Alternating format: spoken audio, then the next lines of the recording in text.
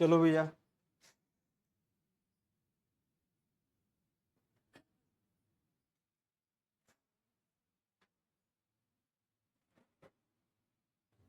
ठीक है, पहले बता दे रहे हैं।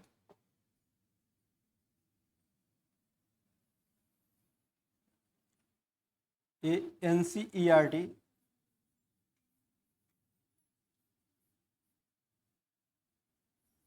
कक्षा 8 का ये क्या है, संविधान है। ठीक है, अब इसमें मैं आपको किताब से तो पढ़ाऊंगा ही, साथ ही साथ मैं आपको नोट्स भी प्रोवाइड करूंगा। ठीक है, नोट भी क्या करूंगा, दूंगा, भारतीय संविधान का। ठीक है, हाँ, ये नोट्स पूरी तरीके से हैंड रिटन होगा, मतलब हाथ से लिखा हुआ होगा, हमारी ही राइटिंग है, किसी दूसरे की राइटिंग नहीं है। ठीक है, तो इसको अच्छे से आप समझेंगे। ठीक है, चलिए, और इसमें हम स्टार्ट करते हैं।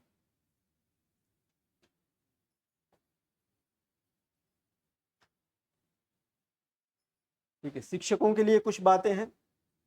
अगर जो आप SST का पेपर दे रहे हैं तो शिक्षक की बातों को पढ़ना अनिवार्य है। ठीक है, चलिए, आप भी पढ़ेंगे और हम भी पढ़ते रहे हैं, और आपके ग्रुप में वीडियो भी जाएगी। ठीक है, तो वहां से भी आप क्या करिएगा, एक बार देख लीजिएगा 2x पर करके। ठीक है, चलिए, बात को समझिएगा और ध्यान से समझिएगा। पढ़ते वक्त दिमाग यही होना चाहिए, कुछ और मत सोचिएगा। ठीक है, चलिए,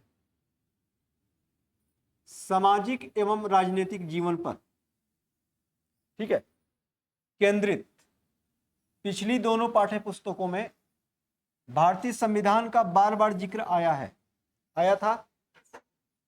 ठीक है, दोनों ही पुस्तकों में संविधान का उल्लेख तो था, लेकिन उस पर पर्याप्त रूप से चर्चा नहीं की गई थी। ये भी बात सही है। हाँ, उसमें सिर्फ एक कहानी के माध्यम से आपको चीजों को समझाई जाने की कोशिश की गई थी, और प्रश्न वहां से हर एक चैप्टर से 2 से 3 क्वेश्चन बन रहे थे। ठीक है, तो उसको भी आप अपने जेहन में रख लीजिएगा।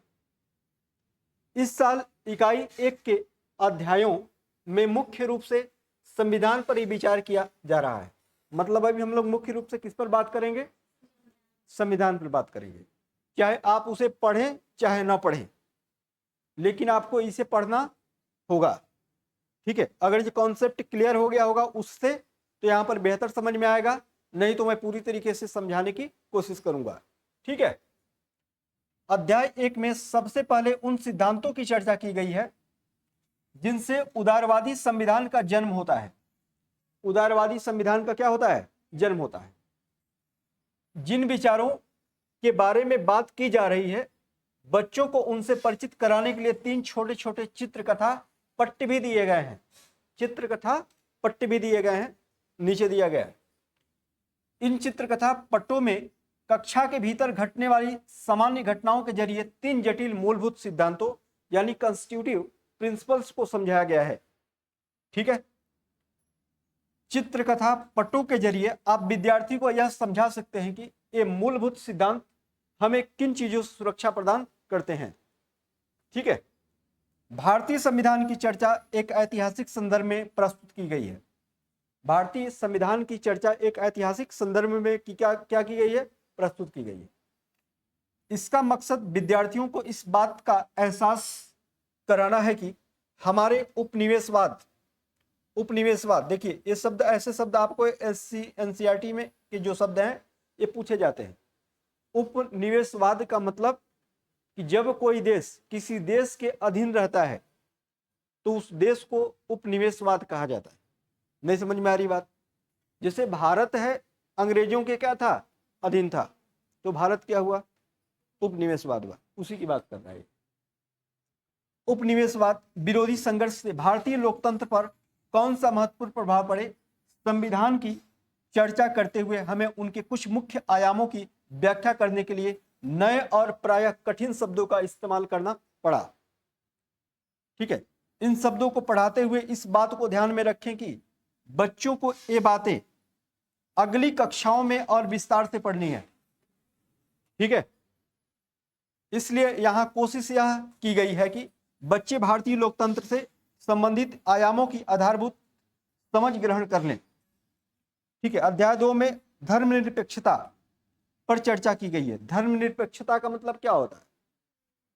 हाँ, धर्मनिरपेक्षता का मतलब होता है सेकुलरिज्म, मतलब सबके लिए सारे धर्म क्या हैं? समान है। मतलब देश का कोई स्पेशल धर्म नहीं है, सभी धर्म देश के लिए क्या हैं? एक जैसे हैं। चाहे वो हिंदू हो, मुस्लिम हो, सिख हो, ईसाई हो, जैन हो, बौद्ध हो, पारसी हो, चाहे कोई भी धर्म हो। ठीक है, सारे धर्म देश के लिए क्या है? एक ही हैं। देश का कोई स्पेशल धर्म नहीं है। इसी को आप क्या बोलते हैं? धर्म निरपेक्षता पर चर्चा की गई है। धर्मनिरपेक्षता की सबसे प्रचलित परिभाषा इस समझ पर आधारित है कि धर्म और राज्य दोनों एक दूसरे से अलग रखा जाना चाहिए। यहां इसी परिभाषा को एक प्रस्थान बिंदु के रूप में देखा गया है और उसके आधार पर दो जटिल विचारों की व्याख्या की गई है। ठीक है, पहला विचार इस बात की ओर संकेत करता है कि राज्य और धर्म के बीच फासला क्यों महत्वपूर्ण है, और दूसरा इस बात पर जोर देता है कि भारतीय धर्मनिरपेक्षता के कौन से खास पहलू हैं। ठीक है, राज्य और धर्म के बीच, देखिए यहां पर राज्य शब्द आ रहा है ना, तो राज्य का मतलब स्टेट मत लगाइएगा। जैसे उत्तर प्रदेश स्टेट है तो ये मत कहिएगा कि ये किसी स्टेट की बात हो रही है, नहीं। राज्य का मतलब यहां देश से लगाना है। किससे? जब जब राज्य शब्द आए समझिएगा किसकी बात हो रही है? देश की बात हो रही है। ठीक है, के बीच पृथक्करण के दो महत्वपूर्ण कारण हैं। पहला कारण यह है कि एक धर्म का दूसरे धर्म पर धर्म यानी अंतर धार्मिक यानी इंटर रिलीजियस वर्चस्व स्थापित नहीं होना चाहिए। ठीक है, दूसरी बात यह है कि धर्म के भीतर जो यहां पर देखिए लिखा गया है भारतीय संविधान और धर्म निरपेक्षता। कहां थे? प्रथा की वजह से ऊंची जातियों के लोगों को कुछ निचली जातियों के लोगों पर दबदबा कायम रखने का मौका मिलता रहा। कहां से? अच्छा, चलिए।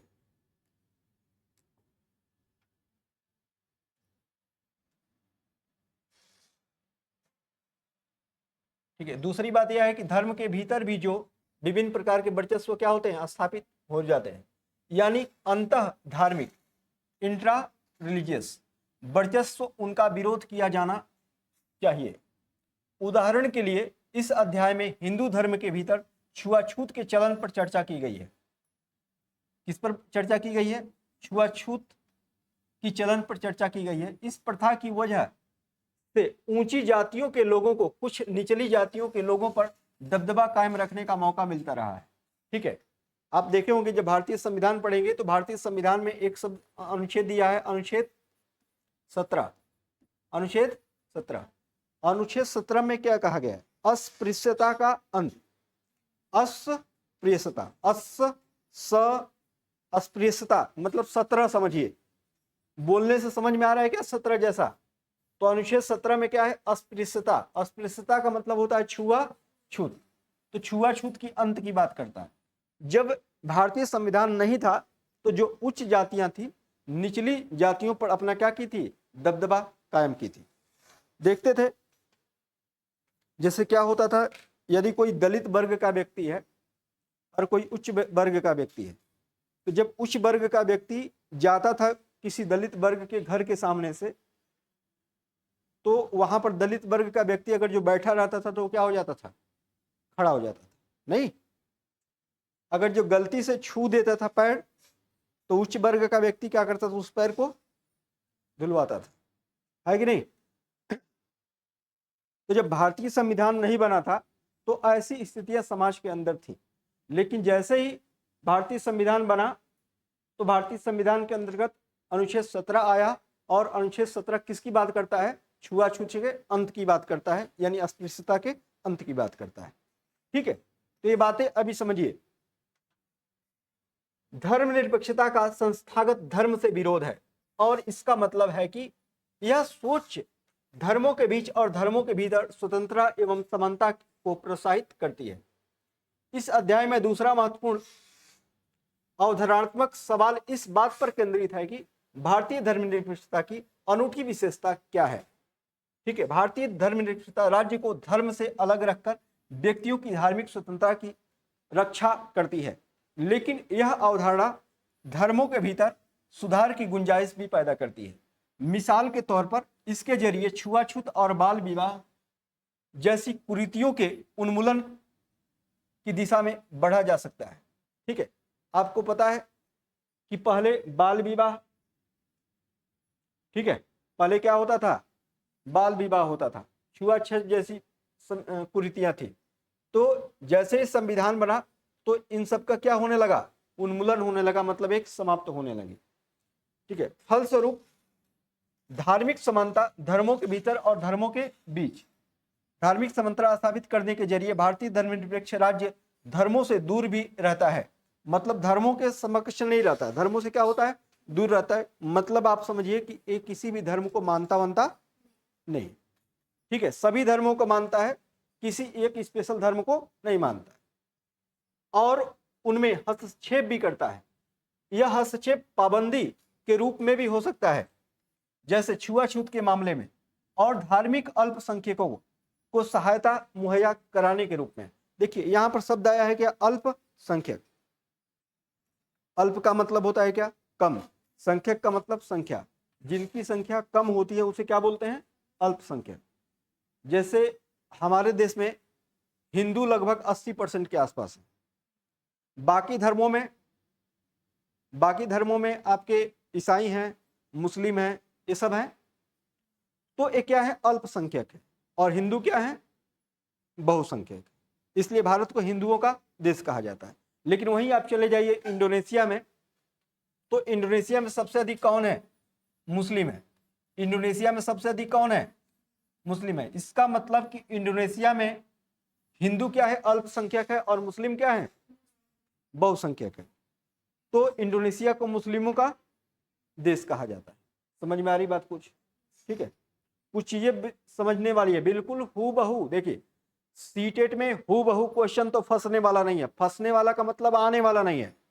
चाहे दुनिया का ब्रह्मा जी अगर जो पढ़ा देना तो भी हूबहू क्वेश्चन एग्जामिनर नहीं देने वाला है। आपको समझ के आधार पर क्वेश्चन बनेगा, और समझेंगे तभी आपको क्वेश्चन कर पाएंगे, नहीं तो फिर आप समझते रहिए। हालांकि मैं, ठीक है, सहायता मुहैया कराने के रूप में इस अध्याय में इस बात की व्याख्या की गई है, इसे सैद्धांतिक फासला बताया गया है। इसका मतलब यह है कि राज्य की ओर से धर्म में किसी भी तरह का हस्तक्षेप संविधान में सूत्रबद्ध किए गए आदर्शों पर आधारित होना चाहिए। ऊपर जिन बातों की चर्चा की गई है उनमें से कई बिंदु काफी जटिल है, लिहाजा यह बहुत जरूरी है कि यह अध्याय पढ़ाने से पहले आप इन बातों को अच्छी तरह समझ लें कि विद्यार्थियों की तरफ से इस बारे में कई तरह के सुझाव आ सकते हैं कि सरकार को धार्मिक मामलों में दखल क्यों देना चाहिए। बच्चा पूछ सकता है क्यों नहीं देना चाहिए। ठीक है, यह भी पूछ सकता है। इसमें कोई संदेह नहीं है कि किसी भी तरह की चर्चा को ज्यादा से ज्यादा प्रोत्साहित किया जाना चाहिए। अगर जो बच्चा प्रश्न पूछ रहा है तो आप क्या करेंगे? हाँ, उसको प्रोत्साहन करेंगे कि हाँ बहुत सही पूछे हो, बहुत अच्छा प्रश्न है तुम्हारा। ठीक है, ये सारी बातें आप क्या करेंगे? क्या आप डांट के बैठा देंगे? बोलिए। ये पेडागॉजिकल भी क्वेश्चन यहां से बनते हैं।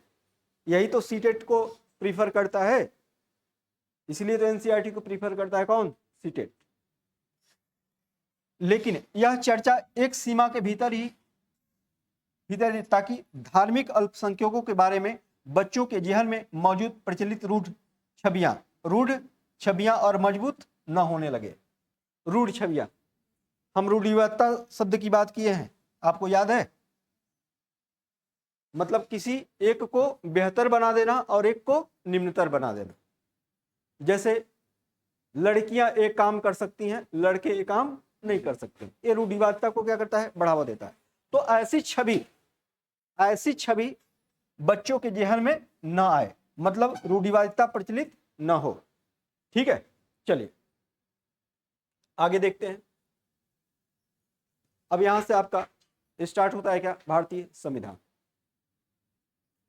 ठीक है, चलिए कुछ बातें हैं यहां पर समझ लीजिए।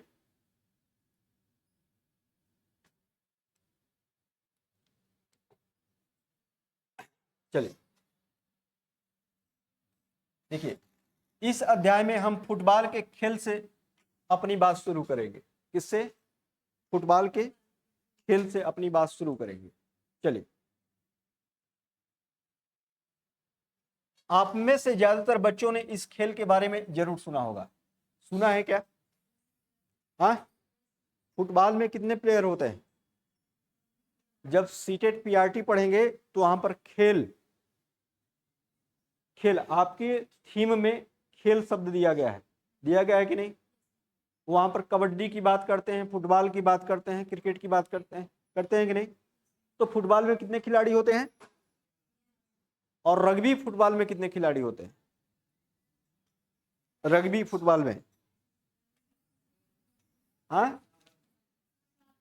7 होते हैं। तो कबड्डी में कितने होते हैं? 15। हाँ,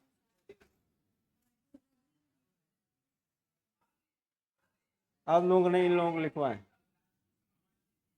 ठीक है, हाँ के बारे में सुना होगा। हाँ, बहुतों ने खेला भी होगा, खेला भी है। जैसा कि इसके नाम से ही अंदाजा हो जाता है कि यह खेल पैरों से, फुटबॉल यानी पैरों से संबंधित है। सही बात है क्या? हाँ, ठीक है। फुटबॉल का एक नियम यह है कि गोलकीपर के अलावा और कोई खिलाड़ी गेंद को बांह से नहीं छू सकता। ठीक है, गोलकीपर के अलावा कोई दूसरा व्यक्ति फुटबॉल को हाथ से नहीं छू सकता। अगर जो दूसरा कोई छू देगा तो हैंड हो जाएगा। क्या हो जाएगा? हैंड। नहीं, आप या तो सर से छूइए या फिर पैर से या फिर शरीर के किसी हिस्से से, हाथ से नहीं, हैंड हो जाएगा। ठीक है, यही बात तो समझा रहा है कहानी के माध्यम से। अगर किसी खिलाड़ी की बांह गेंद को छू जाती है तो इसे फाउल या गलत माना जाएगा, हैंड हो गया, यानी ये क्या हो गया? फाउल हो गया। कहने का मतलब यह है कि अगर खिलाड़ी फुटबॉल को हाथों से लेकर एक दूसरे को थमाने लगे तो उस खेल को फुटबॉल नहीं माना जाएगा। इसी तरह हॉकी या क्रिकेट आदि दूसरे खेलों के भी कुछ तय नियम होते हैं। ठीक है, जिस तरीके से फुटबॉल के नियम होते हैं उसी तरीके से हॉकी के भी अपने नियम होते हैं, क्रिकेट के भी अपने नियम होते हैं, कबड्डी के भी अपने नियम होते हैं, बॉक्सिंग के भी अपने नियम होते हैं। ठीक है, टेबल टेनिस के भी अपने नियम होते हैं। हर खेलों के अपने अपने क्या होते हैं? नियम होते हैं। समझ में आ रही बात? अपने खेलों के नियम होते हैं। इन नियमों से खेल को परिभाषित करने और अलग अलग खेलों के बीच फर्क करने में मदद मिलती है। इन खेलों की तरह हर समाज में भी कुछ मूलभूत क्या होते हैं? नियम होते हैं, और इस नियम को आप क्या बोलते हैं? कॉन्स्टिट्यूटिव रूल्स बोलते हैं। ठीक है, यानी आप समझिए कि जिस तरीके से खेलों में नियम होते हैं उसी तरीके से भारत के अंदर समाज को चलाने के लिए भी कुछ क्या होते हैं? नियम होते हैं। समझ में आ रही बात? होते हैं। उन्हीं से समाज का क्या होता है? स्वरूप तय होता है। समाज का स्वरूप तय होता है और अलग अलग समाजों के बीच फर्क पता चलता है। बड़े समाजों में कई अलग अलग समुदाय एक साथ रहते हैं, वहां नियमों को आम सहमति के जरिए तय किया जाता है। तय किया जाता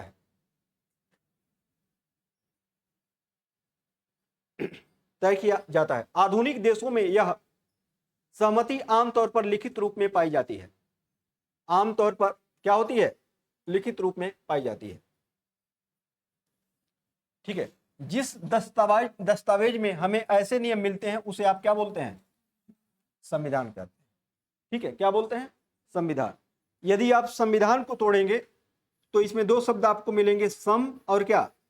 विधान। समझिएगा बात को। सम का मतलब होता है समान रूप से, सम का मतलब होता है समान रूप से और विधान का मतलब होता है क्या? कानून। ठीक है, समान रूप से कानून, यानी दुनिया नहीं, देश का कोई भी व्यक्ति हो, ठीक है, उस सबके लिए संविधान क्या है? समान है। ठीक है, और संविधान जो होता है यह देश के सर्वोच्च कानूनों का संग्रह होता है। ये देश के सर्वोच्च कानूनों का क्या होता है? संग्रह होता है। समझ में आ रही बात? देश के सर्वोच्च कानूनों का संग्रह होता है कौन? संविधान। ठीक है, समझ में आ रही बात? बिल्कुल व्यवहारिक बात है। अगर जो कक्षा 8 की किताब आपको समझा नहीं पाएगी, ठीक है, तो किसी की टीचर के समझाने से सिर्फ समझ में आएगा, एग्जाम का तो क्वेश्चन नहीं होगा, इतना जान जाइए। और स्पेशली सीटेट का। समझ में आ रही बात? शायद टेट ओट का तो हो जाए, लेकिन टेट में अब तो स्टेट में भी एनसीईआरटी लागू हो गई। अब टेट में भी अब एससीईआरटी आपको नहीं पढ़ना पड़ेगा, आपको एनसीईआरटी ही पढ़ना पड़ेगा। तो क्वेश्चन भी कैसे आएंगे? एनसीईआरटी से ही आएंगे। और जब एनसीईआरटी से क्वेश्चन आएंगे तो उसकी लैंग्वेज भी कैसी होगी? एनसीईआरटी की होगी। ठीक है, तब आपको एनसीईआरटी पढ़ना होगा। आप टीचर हैं, टीचर बनेंगे, आपके अंदर जिस सब्जेक्ट को आपको पढ़ाना है, जिन बच्चों को आपको पढ़ाना है, कम से कम वो किताबें क्या होनी चाहिए? तैयार होनी चाहिए।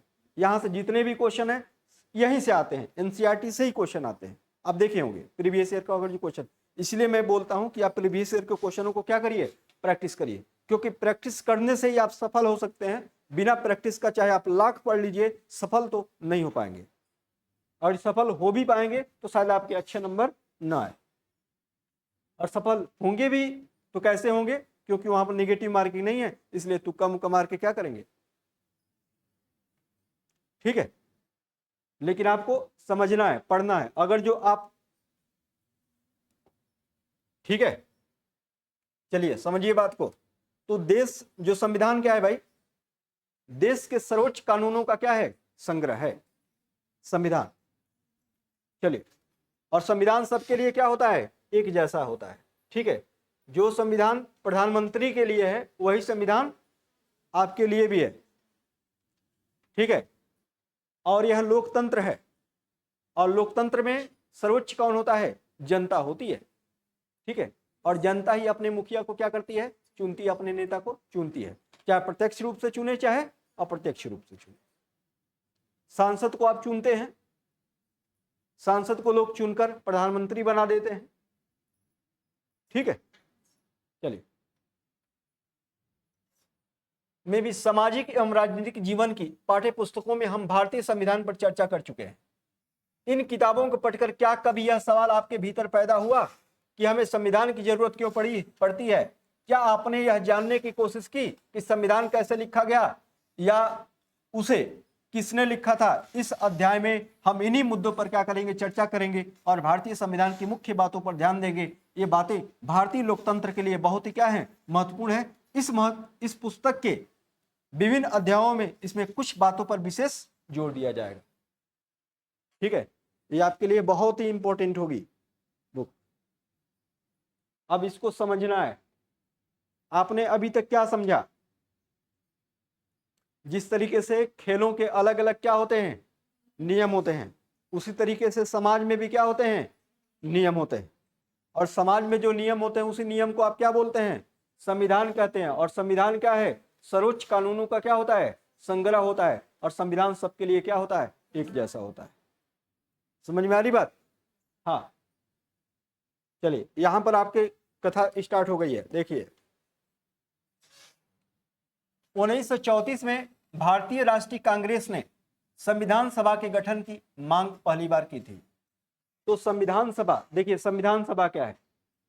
संविधान सभा एक ऐसी सभा है जिस पर जिम्मेदारी ली गई, जिसको जिम्मेदारी दी गई थी कि आप क्या करिए? भारत का संविधान बनाइए। संविधान सभा में ये काम होना था कि भारत का संविधान लिखा जाए। ठीक है, तो संविधान सभा की सबसे पहले मांग कब हुई थी? 1934 में। अधिकृत नीति में शामिल किया गया।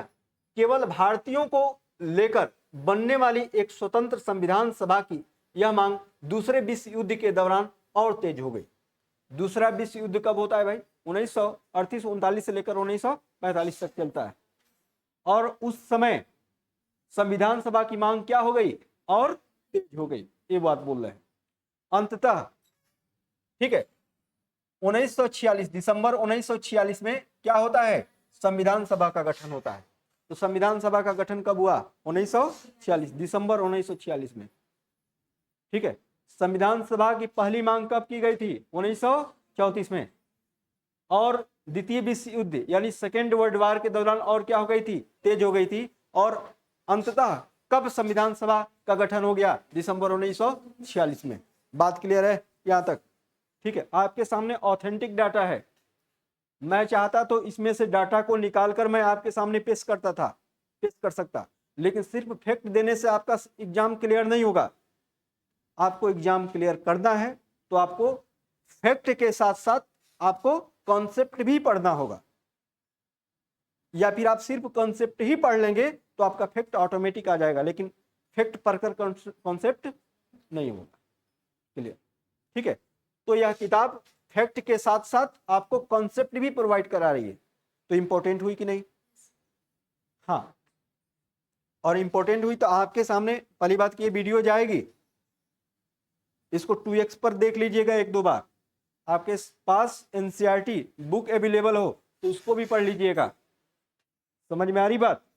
क्योंकि दुनिया का हर व्यक्ति, दुनिया का कोई भी टीचर हो जो सीटेट के लिए पढ़ाएगा या फिर किसी भी टीचिंग स्पेशल एग्जाम के लिए पढ़ाएगा तो किसको लेकर चलेगा? एनसीईआरटी। एनसीईआरटी को पढ़ेगा, उसमें से फैक्ट छाटेगा, आपके सामने क्या करेगा? रख देगा।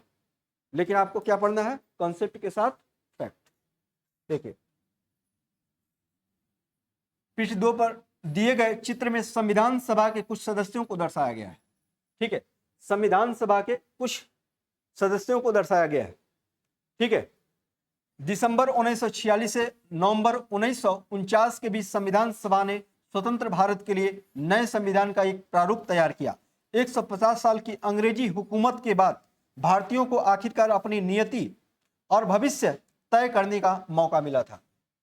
भारत जो था अंग्रेजों के अधीन 150 साल तक रहा। 150 साल अधीन रहने के बाद इनको, ठीक है, इनको अपनी नियति और भविष्य तय करने का क्या मिला था? मौका मिला था। संविधान सभा के सदस्यों ने स्वतंत्रता संघर्ष से उपजे महान आदर्शों को ध्यान में रखते हुए इस काम को गंभीरता से अंजाम दिया। और संविधान सभा के कामों के बारे में आप इसी अध्याय में आगे पढ़ेंगे। चलिए पढ़ते हैं।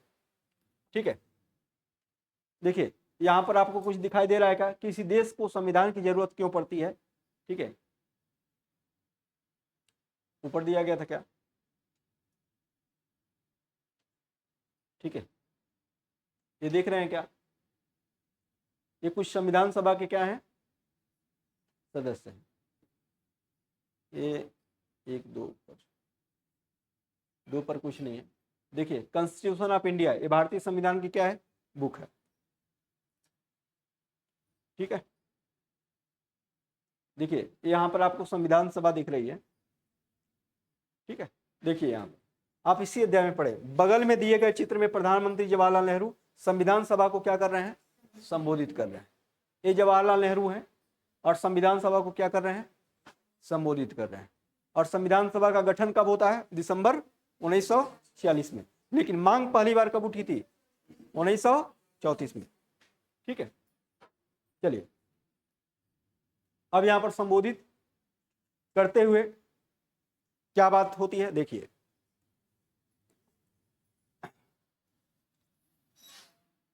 देखिए आज दुनिया के ज्यादातर देशों के पास अपना संविधान है कि नहीं है? आज दुनिया के ज्यादातर देशों के पास अपना क्या है? संविधान है। जैसे कुछ देशों के पास लिखित संविधान है और कुछ देशों के पास मौखिक संविधान है। लिखित संविधान है और क्या? मौखिक संविधान। जैसे हमारे देश के पास कैसा संविधान है? लिखित संविधान। ब्रिटेन के पास कैसा संविधान है? मौखिक संविधान। विश्व का जो सबसे बड़ा लोकतंत्र है वो कौन है? भारत है। और सबसे छोटा लोकतंत्र कौन है? नाuru, जो ऑस्ट्रेलिया महाद्वीप के अंतर्गत आता है। ऑस्ट्रेलिया महाद्वीप को देखेंगे ऊपर की तरफ तो वहां पर देखेगा, मैप में देख सकते हैं ऑस्ट्रेलिया महाद्वीप है, ऑस्ट्रेलिया महाद्वीप के ऊपर देखिए वहां पर नाuru आपको दिखेगा। ठीक है, यहां से नहीं दिखेगा, वो इतना छोटा है, इतना छोटा देश नहीं दिखेगा वहां से। ठीक है, देख लीजिए। तो विश्व का सबसे जो बड़ा संविधान है वो किसका है? भारत का। सबसे छोटा संविधान नाuru का है। समझ में आ रही बात? ठीक है, तो आज दुनिया के हर देशों के पास संविधान है। किसी का संविधान लिखित होता है तो किसी का मौखिक होता है। ठीक है, हाँ, हमारे देश का संविधान कैसा है? लिखित है।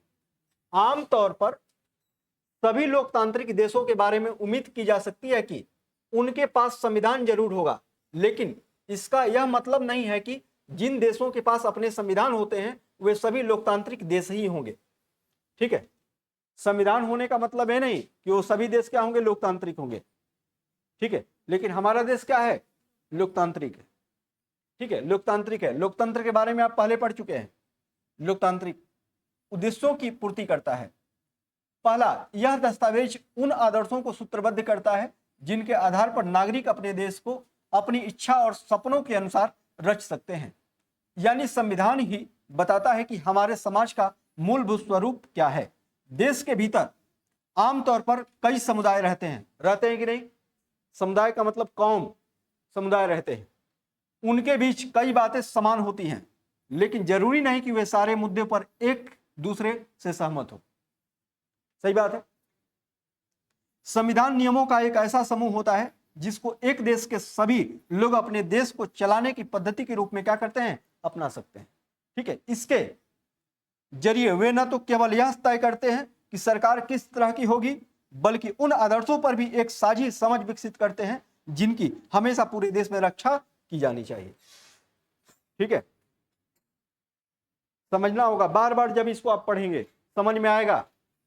ठीक है, एनसीईआरटी है, जितनी बार समझोगे, जितनी बार पढ़ोगे, उतनी बार कुछ नई चीजें आपको क्या होंगी? मिलकर निकल कर आएंगी। चलिए यहां पर देखिए, यह नेपाल के लोग हैं। ठीक है,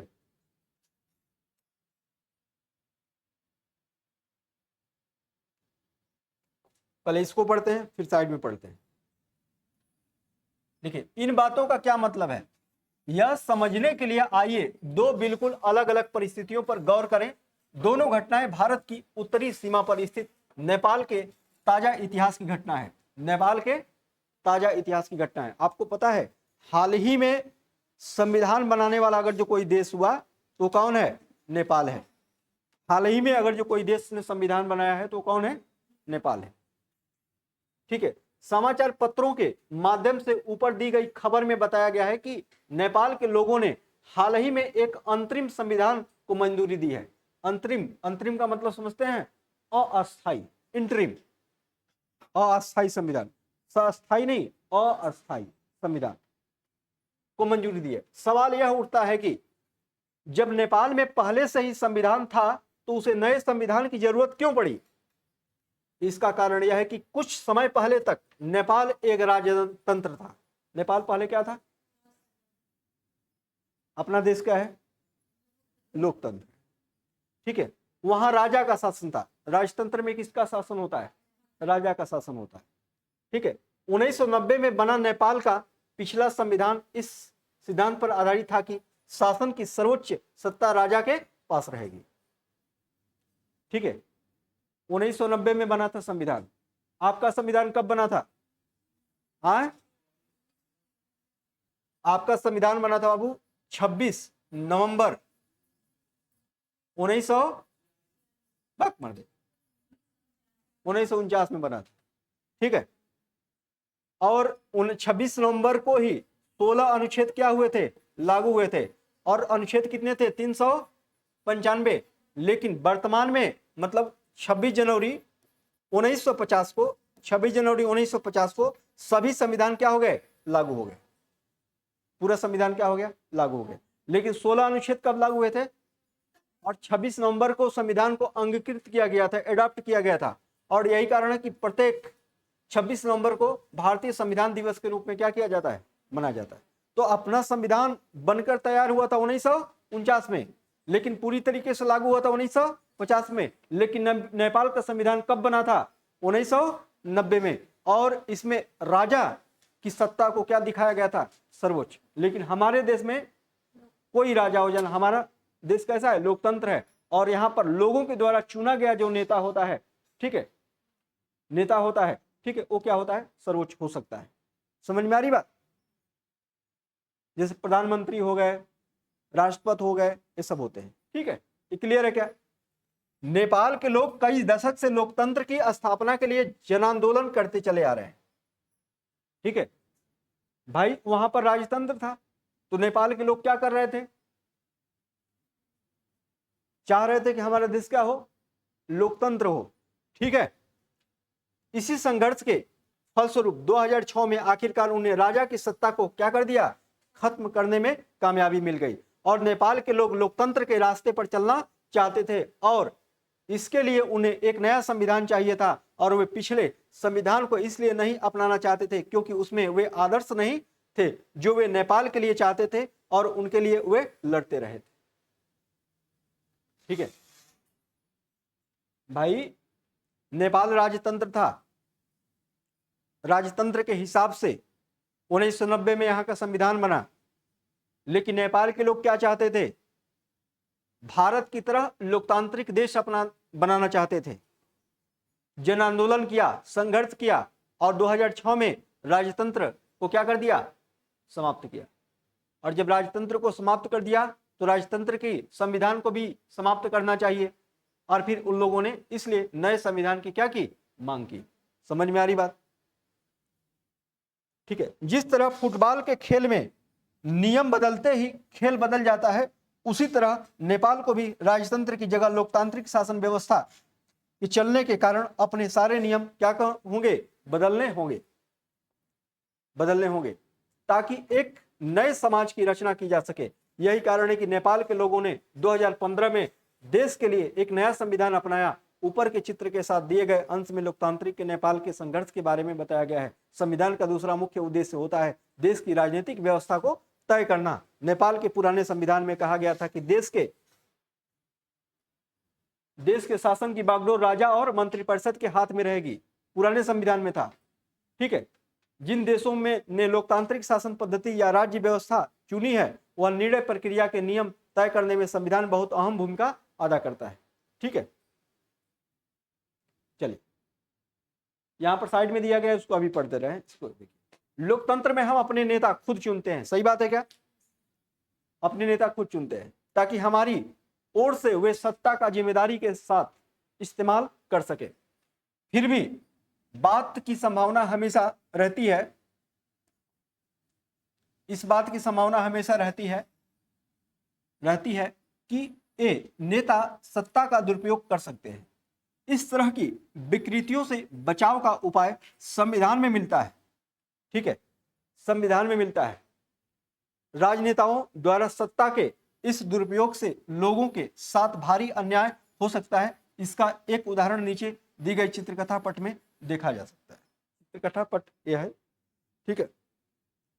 इससे पहले मैं आपको साइड वाला ये पढ़ के सुना दे रहा हूं। देखिए, यह है बहुत इंपॉर्टेंट।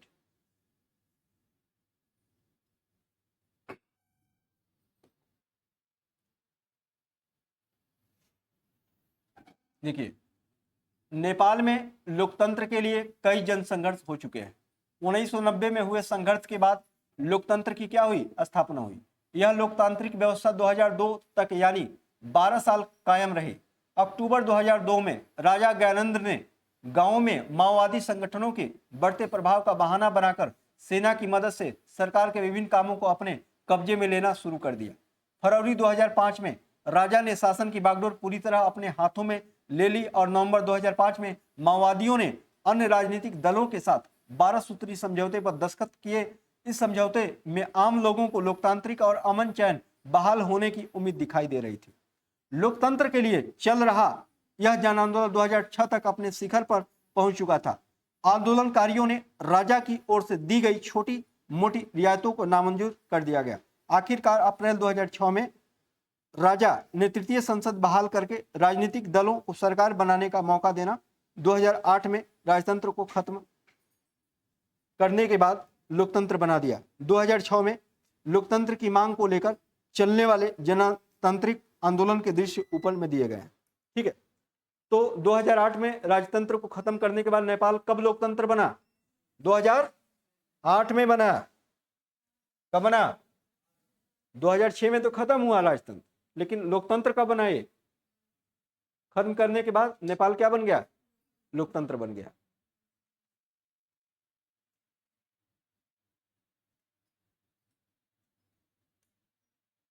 देखिए यहां पर सुरेश अपनी कक्षा का क्या है? मॉनिटर है। वह दबंग किस्म का क्या है? लड़का है। ठीक है, उसके सहपाठी भी उसे पसंद नहीं करते, जबरदस्ती वो बन गया है मॉनिटर। ठीक है, क्लास टीचर श्रीमती राव अचानक किसी काम से बाहर जाना चाहती है। वह सुरेश को सब बच्चों का ख्याल रखने के लिए बोलकर चली जाती है। मॉनिटर इसलिए बनाया जाता है कि अगर जो क्लास में क्लास टीचर ना हो तो क्या करेंगे आप? हाँ, वो मॉनिटर देख रेख करेगा। ठीक है, जाना चाहती है। वह सुरेश को सब बच्चों का ख्याल रखने के लिए बोलकर चली जाती है। सुरेश मौके का फायदा उठाता है और अनिल को तंग करने लगता है। ठीक है, ये 2 कौड़ी का मॉनिटर है। वैसे मैं भी अपने क्लास का पीएम था। ठीक है, हम लोगों के क्लास में पीएम सीएम होते थे। ठीक है, अनिल, आज मैं राव मैडम से तुम्हारी शिकायत लगाने वाला हूँ। राव मैडम से तुम्हारी शिकायत लगाने वाला हूँ। कौन बोल रहा है? अनिल। क्योंकि सुरेश क्या कर रहा है भाई? परेशान कर रहा है अनिल को। लेकिन मैंने क्या किया? वो बोल रहा है मैंने क्या किया। श्रीमती राव के लौटने पर जब आप कक्षा से बाहर गई हुई थी तो अनिल शोर मचा रहा था, मचाकर सबको परेशान कर रहा था। सुन लिया ना? सुरेश कितना होशियार है। शैतान तो है, होशियार भी है। उसने मेरी बात भी नहीं सुनी। अब हो गया काम। अनिल, आज तुम्हें पूरी छुट्टी के बाद यहीं रुकना पड़ेगा। तुम आज 100 बार लिखोगे कि मैं मॉनिटर को तंग नहीं करूंगा। ठीक, लेकिन मैडम मैंने तो कुछ भी नहीं किया। ठीक है, कुछ भी नहीं किया। अब यहीं पर एक चित्र पटकथा क्या होती है? खत्म। अब यहां पर देखिए मॉनिटर अपनी शक्ति का किस तरह से दुरुपयोग कर रहा है। उसी तरीके से राजतंत्र में राजा अपनी शक्तियों का क्या करता है? दुरुपयोग करता है। ठीक है, नीचे दी गई किस परिस्थिति में मंत्री को अपनी सत्ता के दुरुपयोग का दोषी कहा जाएगा? ठीक है, दोषी कहा जाएगा। यानी मंत्री को कब आप अपनी सत्ता का दोषी कहेंगे? जब वह ठोस तकनीकी कारणों से अपने मंत्रालय की किसी परियोजना को नामंजूर कर देता है, जब वह अपने पड़ोसी को अपने सुरक्षा कर्मियों से पिटवाने की धमकी देता है।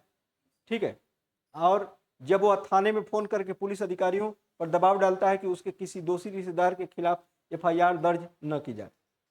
ठीक है, तो देखिए क्या होता है, जब कोई लोकतंत्र में कोई नेता मंत्री बन जाता है या फिर सांसद बन जाता है, तो जब उसका रिश्तेदार कुछ करता है, मतलब कोई गलत काम करता है, तो क्या करता है? पुलिस पकड़ कर ले जाती है, तो थाने में क्या करता है? फोन कर देता है, और या तो छूट जाता है या फिर उस पर कोई खास कार्रवाई नहीं होती। ठीक है, होता है कि नहीं? अभी एक बीजेपी के सांसद का कोई लड़का है, ठीक है, हाँ, कुकर्म किया हुआ है, तो उसके साथ क्या होगा? ठीक है, कोई ठोस कदम नहीं उठाए जाएंगे। ठीक है, तो लोकतंत्र में भी ऐसा देखने को मिलता है कि मंत्री अपने शक्तियों का गलत क्या करता है? दुरुपयोग करता है। ठीक है, राजतंत्र में भी ऐसा होता है। ठीक है, उसी बात पर एक बात होगी। लोकतांत्रिक समाज में प्रायः संविधान ही ऐसे नियम तय करता है जिनके द्वारा राजनेताओं के हाथों सत्ता के इस दुरुपयोग को रोका जा सकता है।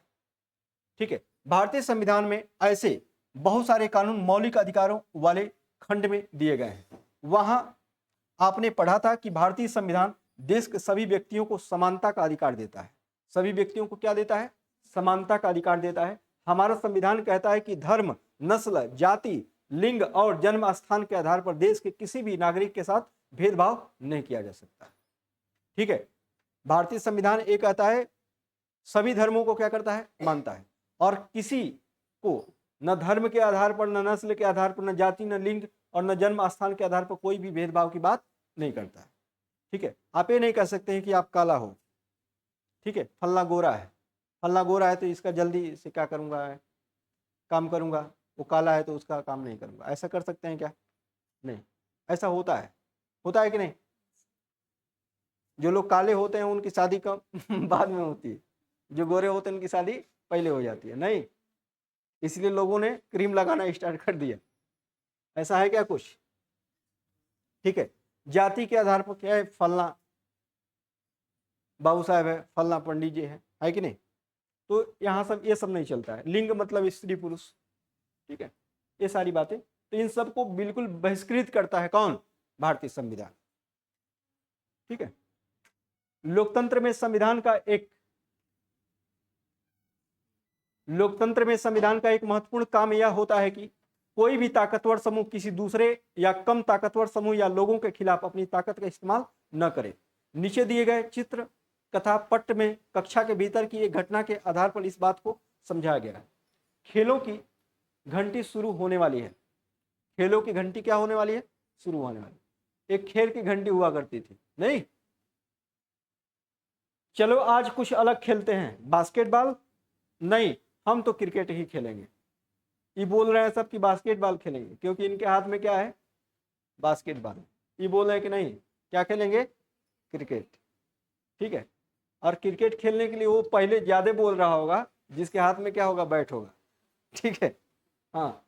शिक्षक इस विवाद को हल करने के लिए दोनों पक्षों को हाथ उठाकर अपनी राय बताने के लिए कहते हैं। कितने लोग इसमें फुटबॉल खेलेंगे, बास्केटबॉल? हाथ ऊपर उठा। कितने लोग क्रिकेट खेलेंगे? हाथ ऊपर उठा। उसके आधार पर टीचर डिसाइड करता था कि क्या होगा, बास्केटबॉल होगा कि क्रिकेट होगा। यह तो होना ही था। लड़कों की संख्या कक्षा में ज्यादा है, तो लड़कों की संख्या कक्षा में ज्यादा है। हाँ हाँ, हम जीत गए, लड़के सब बोल रहे हैं। ठीक है, हमें सदा वही करना पड़ता है जो लड़के चाहते हैं, क्योंकि उनकी संख्या कक्षा में ज्यादा है।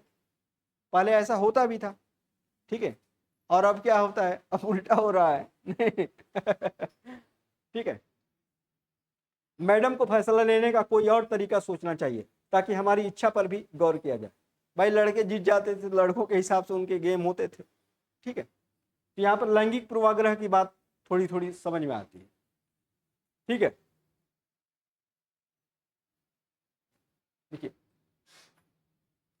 देखिए उपरोक्त चित्रकथा पट में कौन लोग अल्पसंख्यक हैं? कौन है? लड़कियां।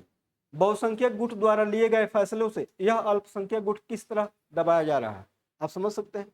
उस तरीके से किसी देश में भी होता है, जो वर्ग बहुसंख्यक होगा और जो वर्ग अल्पसंख्यक होगा, बहुसंख्यक का दबदबा क्या होगा? अल्पसंख्यक को। इस दबदबा न बनाया जाए, इस दबदबा को समाप्त करने के लिए किसी भी देश के अंदर एक संविधान का क्या होता है?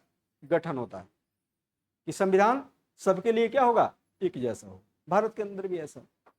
ठीक है, इस तरह के अस्वस्थ हालात लोकतांत्रिक समाजों में भी पैदा हो सकते हैं, जहां बहुमत वाला गुट लगातार ऐसे फैसले लागू करता रहता है जिनमें अल्पसंख्यकों की सहमति नहीं होनी चाहिए। उनका नुकसान होता है।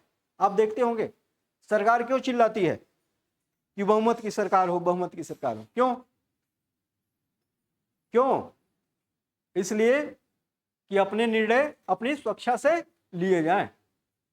ठीक है, बहुमत की सरकार नहीं, बहुमत की सरकार जितनी भी सीट होती है उसका 50% प्लस एक होता है। ठीक है, ठीक है, पता चलता है बहुमत की निरंकुशता का खतरा हर समाज में बना रहता है, होता है। संविधान में दिए गए नियमों से इस बात का ख्याल रखा जाता है कि अल्पसंख्यकों को किसी ऐसी चीज से वंचित न किया जाए जो बहुसंख्यकों के लिए सामान्य रूप से उपलब्ध है। अल्पसंख्यकों पर बहुसंख्यकों की इस निरंकुशता या दबदबे पर प्रतिबंध लगाना भी संविधान का महत्वपूर्ण कार्य है। यह दबदबा एक समुदाय द्वारा दूसरे समुदाय के ऊपर भी हो सकता है, जिसे अंतर सामुदायिक इंटर कम्युनिटी वर्चस्व कहते हैं, या फिर एक ही समुदाय के भीतर कुछ लोग दूसरों को दबा सकते हैं, जिसे अंतः सामुदायिक वर्चस्व बोलते हैं। देखिए ये यहां पर आपके क्वेश्चन है, ठीक है, यहां पर आपका क्वेश्चन है, ठीक है। संविधान का महत्वपूर्ण कार्य है कि यह दबदबा एक समुदाय द्वारा दूसरे समुदाय के ऊपर भी हो सकता है, ठीक है, जिससे अंतर समुदाय, जब कोई दूसरा समुदाय दूसरे समुदाय पर दबदबा स्थापित करे तो उसे आप क्या बोलेंगे, अंतर सामुदायिक वर्चस्व कहेंगे। जैसे हिंदू मुस्लिमों पर दबदबा स्थापित करे तो क्या हो जाएगा, इसे अंतर सामुदायिक वर्चस्व बोलेंगे। या फिर एक ही समुदाय के भीतर यानी हिंदू को अगर जो वर्चस्व स्थापित करे तो इसे बोलेंगे क्या, अंतः सामुदायिक वर्चस्व। तो अंतः सामुदायिक और अंतर सामुदायिक, जब दूसरा वर्ग हो तो अंतर, और जब एक ही वर्ग के अंदर दबदबा कायम हो तो उसे आप क्या बोलेंगे, अंतर सामुदायिक, ठीक है।